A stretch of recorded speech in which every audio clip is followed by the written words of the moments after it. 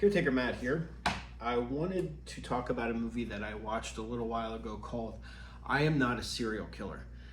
This stars Max Records, who I recognized but couldn't place until I looked him up, and it turns out he was the little kid from Where the Wild Things Are, which I saw way back when that came out.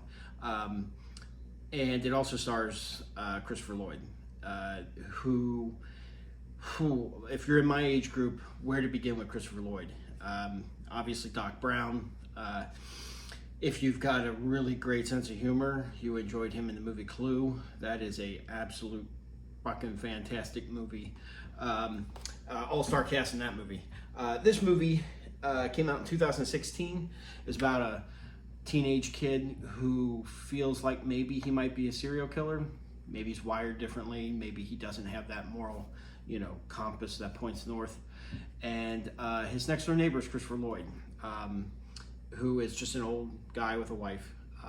And this kid works in a funeral parlor with his mom, and people are worried about him. They think he's off, and he is, but I mean, a lot of us were at that age. But this movie takes a turn when he realizes that Christopher Lloyd is in fact a serial killer. And he begins trying to catch him in the act. He begins following him around. He begins putting like a GPS tracker in his car to see where he's going. And then he actually sees him kill someone on this frozen ice under a bridge. He sees him kill this guy.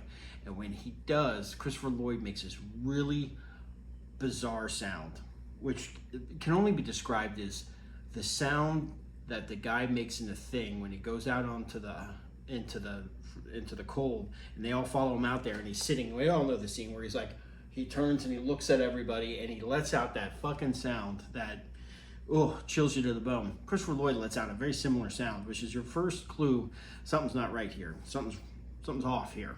And then the story proceeds to just kind of go off on a tangent after that.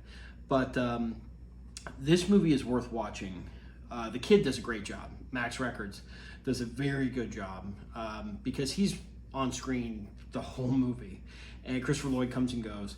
But this kid's got to carry the weight of this movie, and he does a very good job.